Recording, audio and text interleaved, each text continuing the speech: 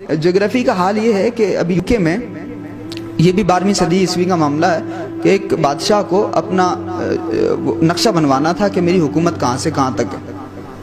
اس نے ساری دنیا میں تلاش کیا، مسلمان کے علاوہ کوئی بھی جغرافر اس کو نہیں ملا، تو اس کی کنسلٹنٹ نے بتایا یہ کام مسلمان ہی کر سکتے ہیں۔ مسلمان کو بلا لیا گیا وہاں یوکے میں، آج بھی میوزیم میں وہاں رکھی ہوئی چیز۔ مسلمان کو جب وہاں بلایا گیا تو اس نے کہا صاحب نقشہ بنوانا ہے، کہا اچھا ٹھیک ہے نقشہ بناؤں گا، لیکن ایک شرط ہے میری۔ کہا کیا شرط ہے؟ کہا پہلے میں بسم اللہ الرحمن الرحیم لکھوں گا۔ کیا؟ پہلے میں بسم اللہ الرحمن الرحیم لکھوں گا۔ بادشاہ کو اس کے پاس میں کوئی آپشن ہی نہیں تھا، اس نے کہا بھائی جو کرنا ہو کرو لیکن نقشہ بنا دو۔ وہ آج بھی میوزیم میں موجود ہے، اس نے نقشہ بنایا اور بیچ میں صلیب کے بسم اللہ الرحمن الرحیم لکھ دیا۔ کیوں؟ کیونکہ جب ہنر آپ کے پاس میں موجود ہوتا ہے تو آپ بھکاری نہیں ہوتے، بھیک دینے والے ہوتے ہیں۔ یہ علم کی دولت جب آپ کے پاس تھی تو آپ بھیک دے رہے تھے، اور اپنے وقت کا بادشاہ بھی آپ سے دونوں ہاتھ پھیلا کر کے بھیک لے رہا تھا۔ آپ کے لباس میں بھلے ہی 17 پیوند لگے ہوئے تھے، لیکن علم کی دولت موجود تھی تو بادشاہ بھی جھک رہا تھا آپ کے سامنے۔ لیکن جب یہ علم سے رشتہ ہمارا کمزور ہوا تو نتیجہ کیا ہے آج ہم دیکھ ہی رہے ہیں۔ آقا علیہ الصلوۃ والسلام کے ان فرامین کو پڑھ کر کے جب یہ مسلمان آگے کی طرف بڑھے تو جغرافی کے میدان میں بھی، اور آپ دیکھیے نا ہندوستان میں ہم کبھی ان عمارتوں کو حیرت کی نگاہ سے نہیں دیکھتے، اب تو سیلفی پوائنٹ بن گئی ہیں، بس توجہ نہیں جاتی اس کی طرف۔ آپ تاج محل جائیے بھائی، قطب مینار جائیے، جامع مسجد جائیے، ساری کی ساری عمارتیں ایک دوسرے سے بالکل مختلف ہیں۔ تاج محل جیسی دوسری عمارت نہیں ملے گی آپ کو، بادشاہ تو اس کے بعد بھی ہوئے ہیں۔ ہمایوں کے مقبرے جیسی دوسری عمارت آپ کو نہیں ملے گی، بادشاہ تو اس کے بعد بھی ہوئے ہیں۔ سب سے پہلی عمارت قطب الدین بختیار کاکی نے قطب الدین ایبک نے بنائی دلی میں، لیکن پھر دوسرا قطب مینار نہیں بنایا گیا۔ جب دوسرا بنایا گیا تو سم تھنگ ڈفرینٹ، بالکل مختلف تھا اس سے، کیونکہ مسلمانوں کا معاملہ یہ کہاں سے یہ تصور لیا آپ کو پتا؟ وَبَشِّرِ الَّذِينَ آمَنُوا وَعَمِلُوا الصَّالِحَاتِ أَنَّ لَهُمْ جَنَّاتٍ تَجْرِي مِن تَحْتِهَا الْأَنْهَارُ كُلَّمَا رُزِقُوا مِنْهَا مِن ثَمَرَةِ الرِّزْقِ۔ قرآن پاک میں اس مضمون کے حوالے سے بڑی باتیں ہوئی ہیں، جگہ جگہ اللہ نے جنت کا تذکرہ کیا کہ جنت میں محلات بنے ہوئے ہیں، جنت میں مینار بنے ہوئے ہیں، جنت میں نہریں بہہ رہی ہیں، جنت میں گرینری بھی ہے، درخت بھی لگے ہوئے ہیں۔ جب مسلمانوں نے پڑھا کہ اچھا یہ ساری چیزیں جنت میں موجود ہیں تو ایک نقشہ دماغ میں بیٹھ گیا، انجینئرنگ کا ایک نقشہ۔ انسان کے دماغ میں جب ایک خاکہ بیٹھ جاتا ہے اس کے بعد میں وہ زمین پر اتر آتا ہے نا، تو قرآن میں یہ چیز موجود تھی، سب سے ذالک الکتاب لا ریب فیہ، اس میں تو کوئی شک کی گنجائش نہیں۔ تو جب قرآن میں یہ چیز موجود تھی تو میرے بھائی تبلیغ کا یہی طریقہ نہیں ہوتا کہ ایک مولانا شور میں جاتے رہیں لوگوں کو بلاتے رہیں، تبلیغ کے بہت سارے طریقے ہوتے ہیں، اور آبزرویشن سے بہتر کوئی طریقہ نہیں ہوتا تبلیغ کا۔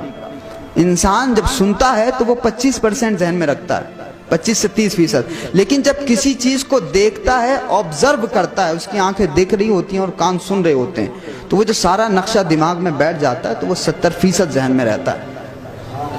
تو یہ جو قطب مینار بنائی ہے نا، یہ دعوت و تبلیغ کا ایک طریقہ ہے، اور یہ انہوں نے نقشہ سیکھا قرآن پاک سے کہ اللہ کی جنت ایسی ہے، محلات بھی ہیں، نہریں بھی بہہ رہی ہیں، درخت بھی لگے ہوئے ہیں۔ آپ جائیے نا قطب مینار میں، آپ کو وہاں پہ گرینری بھی ملے گی، درخت بھی ملیں گے، شاندار اونچے نیچے پہاڑیاں بھی وہاں موجود ہیں، شاندار عمارت بھی موجود ہے۔ وہ قطب مینار اس بات کو بیان کرنے کے لیے ہے کہ یہ جو مینار ہے یہ اللہ کی مسجد کا مینار ہے، اور یہ مینار اس بات کی گواہی دے رہا ہے کہ ساری عمارتیں بہت بڑی ہو سکتی ہیں لیکن جو اللہ کے نام سے بنائی جائے عمارت وہ سب سے اونچی ہوگی۔ اور آج بھی قطب مینار سے اوپر دلی میں کوئی عمارت نہیں ہے۔ رب کی کبریائی بیان کر رہی ہے وہ عمارت، قوت الاسلام مسجد کا مینار ہے وہ۔ اور آپ قطب مینار کو دیکھیے تو ایسا آرکولوجیکل ایک بالکل الگ پوائنٹ آف ویو ہے اس کا۔ آپ دیکھیے آرکیٹیکچر کا یہ نمونہ یہاں سے لے کے پوری دنیا میں کہیں نہیں موجود ہے۔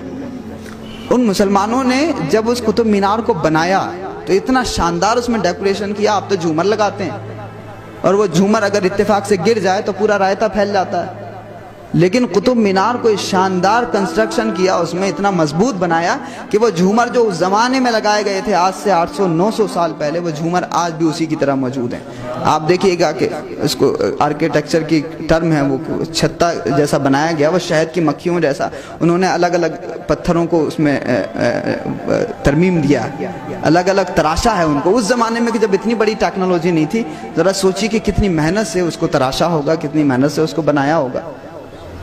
تو اب جب آپ دیکھیں گے تو قطب مینار کے آس پاس میں قرآن پاک کی آیتیں بھی لکھی ہوئی ہیں جو اس بات کی گواہی دے رہی ہیں کہ اس کائنات کو بنانے والا کوئی اور نہیں ہے، یہ پتھر نہیں ہے، یہ مورتیاں نہیں ہے، سمندر نہیں ہے، سورج نہیں ہے، کائنات کو بنانے والا خدا ہے۔ آج بھی انڈین گورنمنٹ چاہے جتنا تعصب کر لے، اگر ان آیات کو وہاں سے مٹانے کی کوشش کرے گی تو قطب مینار کوئی دیکھنے نہیں جائے گا، اور جب قطب مینار کوئی دیکھنے نہیں جائے گا تو آدھی اکانومی ویسی چلی جائے گی نیچے۔ مجبوری ہے ان کی۔ تاج محل جائیے آپ، پانی کے نکاس کا بھی شاندار انتظام موجود ہے، پانی کبھی ٹھہرتا نہیں ہے وہاں، پانی نکلتا بھی رہتا ہے، کبھی جمع نہیں ہوتا۔ آج سب سے بڑا مسئلہ ہو گیا واٹر پولیوشن کا، پانی کی وجہ سے بہت ساری بیماریاں ہیں، لیکن آج کے دور میں بھی اگر آپ بہت ایزیلی پانی پی سکتے ہیں تو تاج محل کی ان نالیوں کا پانی پی سکتے ہیں، کچرا ہی نہیں ہے وہاں پہ۔ تو انہوں نے جنت کا نقشہ کیا، جنت میں کیا دودھ کی نہریں بہ رہی ہیں، تو بھئی دودھ کی نہریں ہم نہیں بہا سکتے، پانی کی تو بہا سکتے ہیں۔ لوگوں کو یہاں آ کر کے یہ لگے کہ یہ کسی مسلمان کا آنگن ہے، جس مسلمان کے آنگن میں کبھی پرچے نہیں لگائے جاتے کہ یہ نہیں آ سکتے وہ نہیں آ سکتے، اور جب وہ اندر آ جائیں تو دیکھیں کہ تاج محل کی اس دیوار پر اس نے لکھا یا ایتھا النفس المطمئنہ ارجعی الی ربک راضیۃ مرضیہ فادخلی فی عبادی وادخلی جنتی۔ وہ اس بات کو یاد کریں کہ دنیا کے سب سے بہترین عجوبہ تاج محل ہے، مگر اس پر بھی یہ عبارت لکھی ہوئی ہے کہ اے لوگو تمہیں لوٹنا ہے اسی رب کی طرف، چاہے کچھ بھی آپ کر لیں لیکن لوٹنا ہے، اور جب لوٹیں تو ایسا کچھ کر کے جائیے کہ تمہاری عمارتوں کو دیکھ کر کے دکھے دلوں کو بھی سہارا مل جائے، نفرتیں اگر ہوں تو تمہارا یہ سمبل آف لو دیکھ کر کے محبتیں پیدا ہو جائیں، یہ بھی ہو جائے اور تمہیں آخرت کی بھی یاد آ جائے۔ کہاں سے یہ علم حاصل ہو رہا تھا؟ قرآن پاک سے۔ اور بنانے والا کون تھا؟ ان ساری عمارتوں کو بنانے والے مدرسے کے طلباء تھے۔ کہاں کے طلباء؟ اس زمانے میں قرآن خوانی نہیں ہوتی تھی 100 روپے میں، سمجھ رہے ہیں آپ؟ تو اس زمانے میں لڈو جلیبی یہ سب تماشے نہیں تھے، ڈیولپمنٹ کا زمانہ تھا، ترقیات کا زمانہ تھا۔ تو جو قرآن زندگی دینے کے لیے آیا تھا اسی قرآن کو ہم نے مردوں پہ پڑھنا شروع کر دیا۔ ایک لفظ جس کا پورے معاشرے کو سمجھ دینے کے لیے آیا تھا اسی قرآن کو ہم نے مردوں کی روح آسانی سے، تو مردوں کی روح تو آسانی سے نکل جائے گی، لیکن بھائی اس قرآن کو پڑھ لیتے اگر زندگی کے لیے تو معاشرہ پھر سے زندہ ہو سکتا تھا۔ تو جس معاشرے نے اسی قرآن سے زندگی حاصل کی تو اس نے ایسی برکتیں اس ہندوستان کو دی ہیں کہ لوگ آپ سے لاکھ کہہ لیں پاکستان چلے جاؤ لیکن وہ تاج محل کا وجود نہیں مٹا سکتے۔ ہندوستان کی خوبصورتی اگر ایک طرف خواجہ معین الدین کی وجہ سے ہے تو دوسری طرف تاج محل کی وجہ سے۔ یہ کہاں سے پڑھا؟ قرآن پاک سے۔ قرآن پاک کہاں پڑھایا جا رہا تھا اس انداز میں؟ مدرسوں میں۔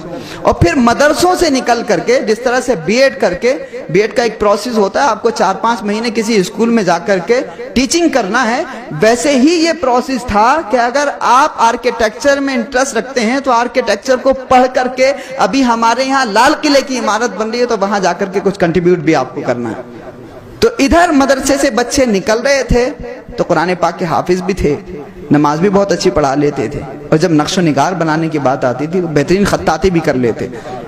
جتنے بھی فنون ہو سکتے ہیں، نقاشی ہو، خطاطی ہو، کیلیگرافی ہو، سارے کے سارے آپ کو ان عمارتوں میں دکھائی دے جائیں گے۔ یہ بھی ایک پورا چیپٹر ہے، گھنٹوں اس پہ بات ہو سکتی ہے۔ تو ہم نے اتنی بڑی ترقیات کی ہیں کہ ہمارے وجود کو مٹانے والے بھی ہماری عمارتوں کا ایک پتھر نہیں ہٹا سکتے، اور ہم نے ایسے پتھر نصب کیے ہیں کہ آج کی دنیا ان تمام پتھروں کو ویسا نصب نہیں کر پا رہی ہے۔ قطب مینار کے علاقوں میں جو دروازے گر گئے ہیں ان کی اوقات نہیں ہے کہ اس کو ویسا ہی کنسٹرکٹ کر سکے۔ جو گر گیا وہ گر گیا، اور انہوں نے بلڈنگیں اتنی اونچی بنا لی، اتنی اونچی بلڈنگیں بنا کر بھی وہ لوگوں کی مرکز کا نگاہ نہیں بنی۔ لوگ سیلفی نہیں لیتے، سیلفی لوگ قطب مینار میں جا کے ہی لیتے ہیں، سمجھ رہے ہیں؟ تو ان سے کسی نے نہیں کہا تھا پاکستان چلے رہو، انہیں سب لوگ ایکسپٹ کر رہے تھے۔ کیوں؟